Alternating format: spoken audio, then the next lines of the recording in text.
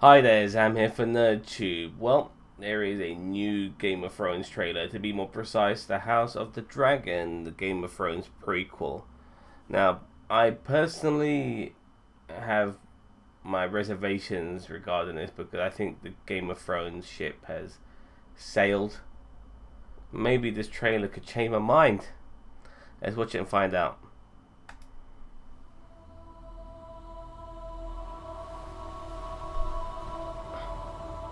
What is this brief mortal life, if not the pursuit of legacy?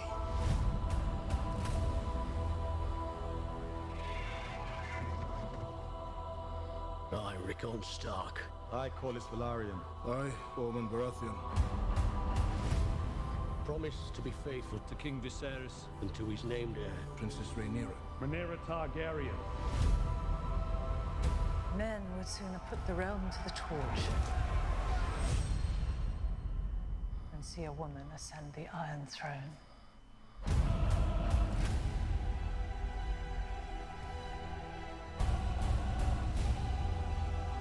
We play an ugly game.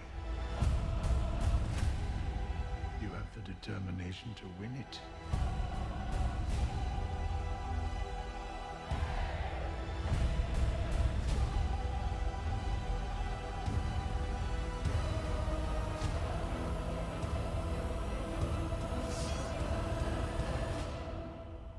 History does not remember blood.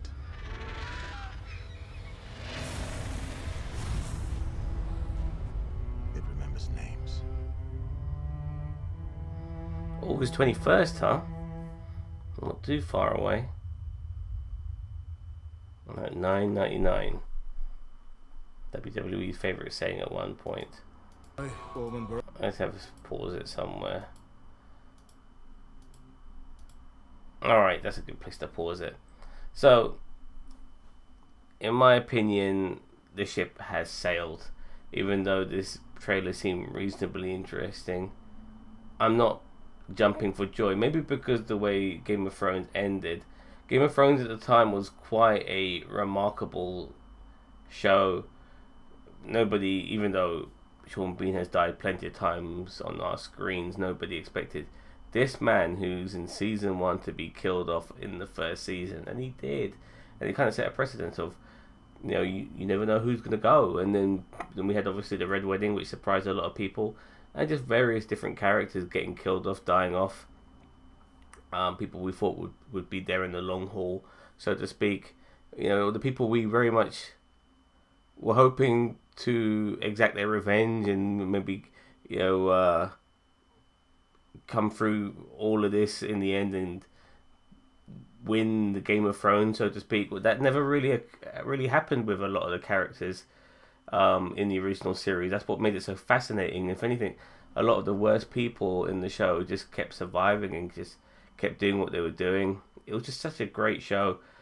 Variety of different characters as well. My goodness, the cast was humongous and varied, and I very much appreciated that. I loved the show. Yeah, some characters did have a little bit of plot armor. You did feel after a while, Tyrion Lannister being one of them. But nevertheless, it did keep you on the edge of your seat. And then obviously as the show progressed and we were getting near the end game, so to speak, it started becoming a bit shitty and formulaic. And, a show which would have 10 episodes a season ended up having 7 episodes and then 6 episodes, 1.5 hours long. And we had to wait 2 years for the final season. But prior to that, we'd have a season every year because that's how shows used to run. Every year we get a season. Nowadays, there's 2-year breaks between seasons, which is ridiculous in my opinion. It should go back to how it used to be. But still, what Game of Thrones brought to the table was very unique. I'm not sure if we can make lightning strike twice with this particular show. We need an abundance of characters, and we need no plot armor on any of these characters. And unlike Game of Thrones, we kind of not knew what was going to happen at the end because it wasn't a prequel. It was a show where if you didn't read the books, you didn't know how things were going to finish and conclude. Whilst with this being a prequel, and if you are clued up on your Game of Thrones knowledge, then you do expect certain things to happen in order to lead to what happens in Game of Thrones from House of Dragon. So yeah, I don't know. It's just I really don't know. I want to be proven wrong. Yes, I'll probably watch the first episode or so. I'll give this show a chance. I'll give it a shot. We've got a whole new bunch of characters to follow as well and get familiar with.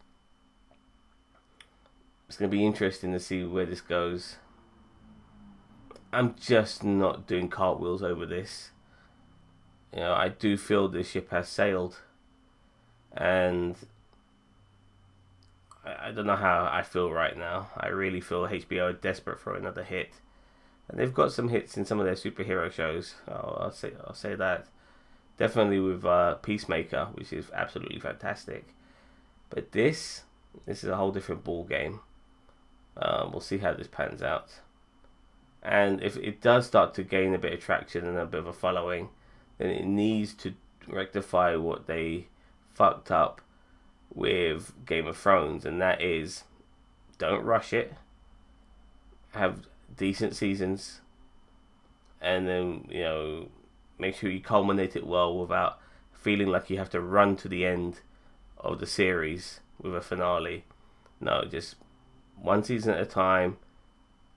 It's 8 to 10 episodes. Run it for 7-8 years. Make sure it comes out yearly as well. Don't fucking take too long bringing this shit out, because, you know, 2 years between seasons is not how television shows need to be. They need to come out every fucking year. Alright, that's my rant over with regarding Game of Thrones. Oh, sorry, I apologise, House of Dragon. It's good to see some of these familiar faces in there. Reef Ifans, the guy from fucking Doctor Who as well. And some of the familiar houses within Game of Thrones as well. See how all this pans out. It's going to be interesting, I guess. I just hope it can give us that magic. There are a lot of medieval shows since Game of Thrones and prior to Game of Thrones, but I think a lot of shows have tried to follow this formula since Game of Thrones, and not many of them, or if any of them, have really felt as good as this show. But then again, maybe it's impossible to feel as good as this show because you try to follow and copy something that has already been done and done very well until it decided to conclude. But nevertheless, now we're getting back to maybe the original material or the original sort of concept. Maybe you can do it again, maybe, but I remain skeptical. Anyway, that's me blabbering too much and going around in circles, saying the same shit with different words. Let me know what you think regarding this particular show. Don't forget to like, share, subscribe to NerdTube, the greatest YouTube channel you never heard of. Take care. Bye bye.